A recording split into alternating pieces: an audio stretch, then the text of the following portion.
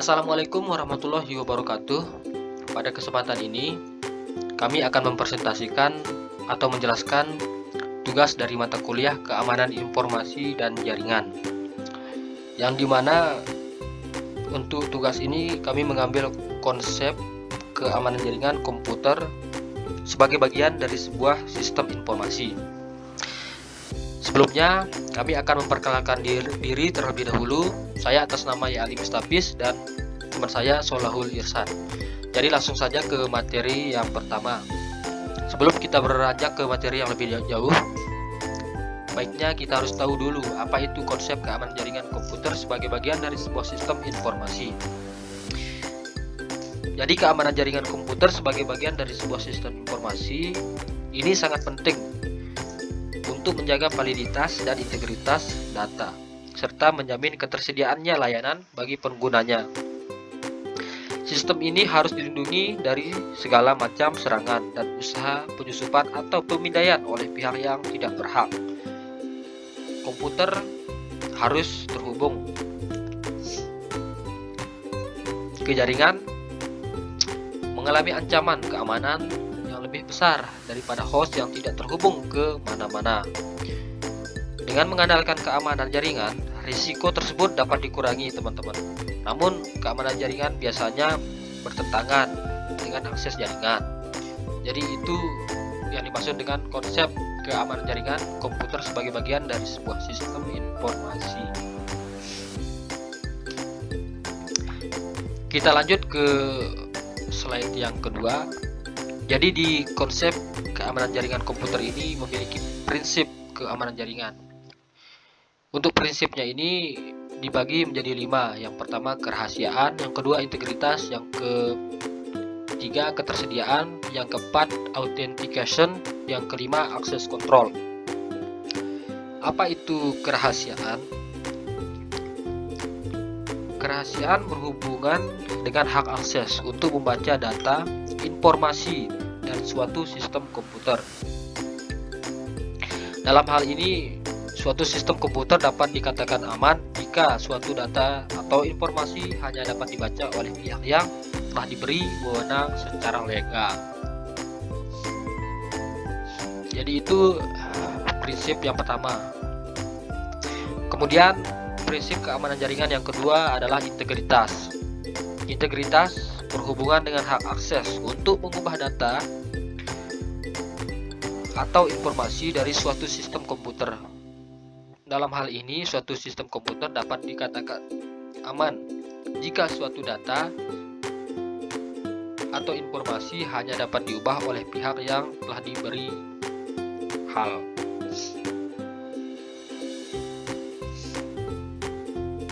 Kemudian prinsip keamanan jaringan yang ketiga yaitu ketersediaan. Ketersediaan berhubungan dengan ketersediaannya data atau informasi pada saat yang dibutuhkan. Dalam hal ini, suatu sistem komputer dapat dikatakan aman jika suatu data atau informasi yang terdapat pada sistem komputer dapat diakses dan dimanfaatkan oleh pihak yang berhak. Kemudian prinsip keamanan jaringan yang keempat yaitu authentication. Authentication ini berhubungan dengan metode untuk menyatakan bahwa informasi betul-betul asli. Orang yang mengakses dan memberikan informasi adalah benar-benar yang dimaksud, atau server yang kita hubungkan ini adalah server yang asli. Kemudian prinsip keamanan jaringan yang kelima atau yang terakhir yaitu access control. Access control ini merupakan fitur-fitur keamanan yang mengontrol sebagaimana user berkomunikasi dengan sistem. Access control melindungi sistem dari akses yang tidak berhak dan umumnya menentukan tingkat otorisasi setelah prosedur autentikasi berhasil dilengkapi.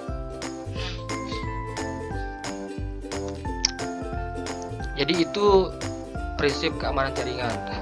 Kita lanjut ke slide yang ketiga yaitu jenis serangan terhadap keamanan jaringan. Jenis serangan terhadap jaringan ini ada 2. Yang pertama serangan aktif, kemudian serangan pasif. Apa itu serangan aktif? Serangan aktif ini merupakan serangan yang mencoba memodifikasi data dan mendapatkan autentikasi dengan mengirimkan paket-paket data yang salah ke dalam data stream atau dengan memodifikasi paket-paket yang melewati data stream. Serangan aktif sulit untuk dicegah karena untuk melakukannya dibutuhkan perlindungan fisik untuk semua fasilitas berkomunikasi dan jalur-jalurnya pun setiap saat. Yang dapat dilakukan adalah mendeteksi dan memulihkan keadaan yang disebabkan oleh serangan ini. Kemudian serangan pasif. Serangan pasif merupakan serangan pada sistem autentikasi yang tidak menyisipkan data pada aliran data, tetapi hanya memonitor pengiriman informasi ke tujuan. Informasi ini dapat digunakan oleh pihak yang tidak bertanggung jawab. Itu yang dimaksud dengan serangan aktif dan serangan pasif.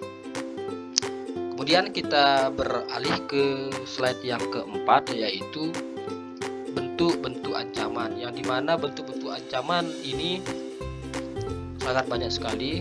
Yang pertama denial of service, yang kedua spooting, yang ketiga serangan man in the middle, yang keempat spamming, yang kelima sniper, yang keempat crash course, yang terakhir farewell.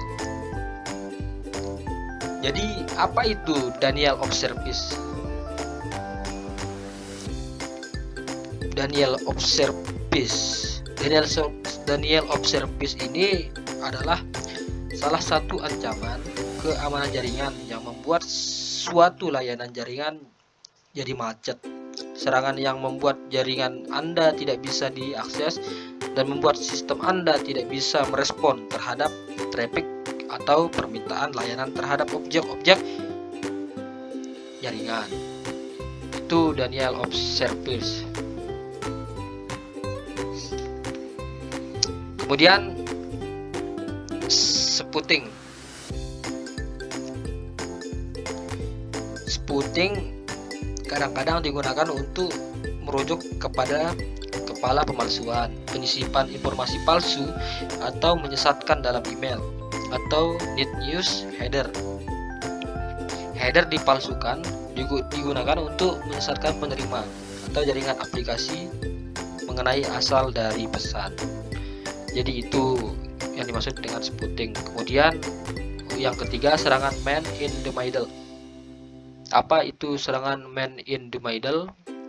Serangan in the middle ini terjadi saat user perusak dapat memposisikan di antara dua titik link komunikasi. Para penyerang ini tidak nampak pada kedua sisi link komunikasi dan bisa mengubah isi dan arah traffic.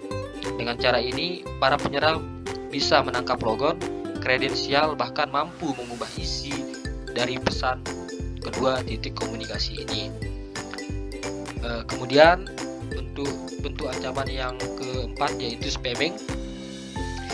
Spamming atau tindak penyebaran spam merupakan salah satu bentuk penyalahgunaannya teknologi email. Yang paling umum dan paling sering dijumpai pengguna fasilitas email spam produk hasil spamming dapat didefinisikan sebagai pesan email yang diinginkan oleh pengguna yang sebagian besar adalah message komersil, walaupun tingkat ancamannya dikatakan sangat rendah dibandingkan dengan email word ataupun phishing. Kemudian bentuk ancaman yang selanjutnya yaitu sniper. Sniper ini adalah perusak yang ingin mendapatkan informasi tentang jaringan atau traffic lewat jaringan tersebut. Sniper sering merupakan program penangkap paket yang bisa menduplikasikan isi paket yang lewat media jaringan ke dalam file. Jadi itu yang dimaksud dengan sniper. Kemudian bentuk ancaman yang selanjutnya yaitu crash course. Cracker adalah sebuah sebutan untuk mereka yang masuk ke sistem orang lain. Dan cracker ini lebih bersifat deskriptif, biasanya di jaringan komputer, membypass password, atau lisensi program komputer secara sengaja melawan keamanan komputer, merubah halaman muka web milik orang lain, bahkan hingga mendelete data orang lain. Jadi itu crackers. Kemudian yang terakhir yaitu firewall. Firewall ini sebuah sistem atau perangkat yang mengizinkan lalu lintas jaringan yang dianggap aman untuk melaluinya dan mencegah lalu lintas jaringan yang tidak aman. Biasanya firewall ini diimplementasikan dalam sebuah sistem mesin terdedikasi yang berjalan pada pintu gerbang antara jaringan lokal dan jaringan lainnya. Jadi itu bentuk-bentuk ancaman.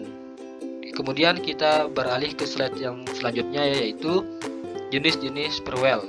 Jenis-jenis firewall ini juga sangat banyak sekali.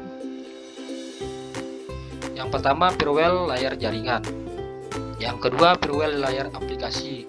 Yang ketiga, network address translation. Yang keempat, firewall berbasis software. Yang terakhir, firewall berbasis hardware.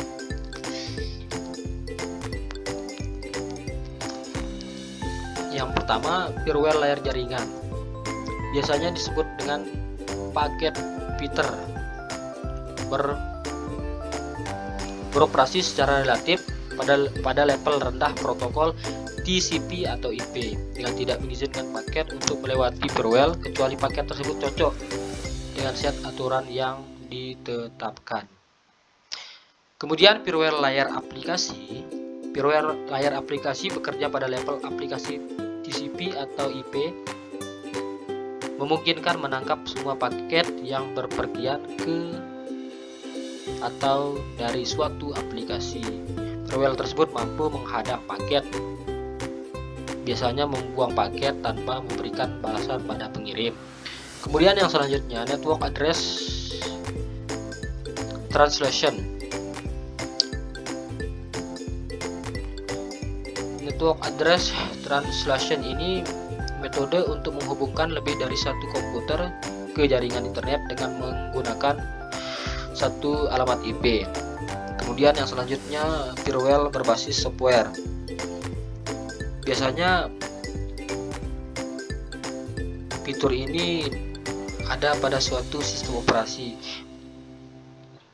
baik itu sistem operasi untuk keperluan personal maupun sistem operasi untuk keperluan enterprise. Para developer lebih banyak mengembangkan fitur ini karena di sistem operasi Linux, termasuk sistem operasi open source. Itu dia, teman-teman.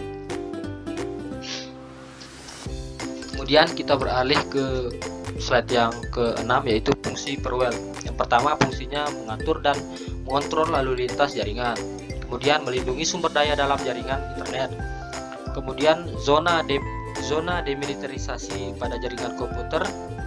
Kemudian yang selanjutnya, arsitektur zona demilitarisasi. Kemudian yang selanjutnya, arsitektur firewall tunggal. Yang terakhir, arsitektur firewall ganda.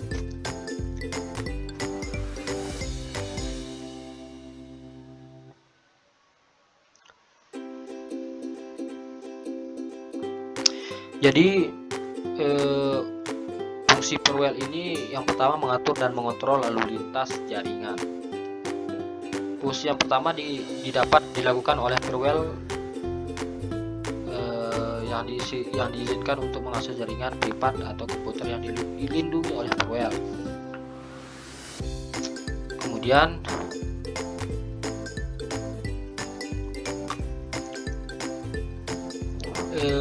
fungsi firewall yang kedua ini melindungi sumber daya dalam jaringan internet.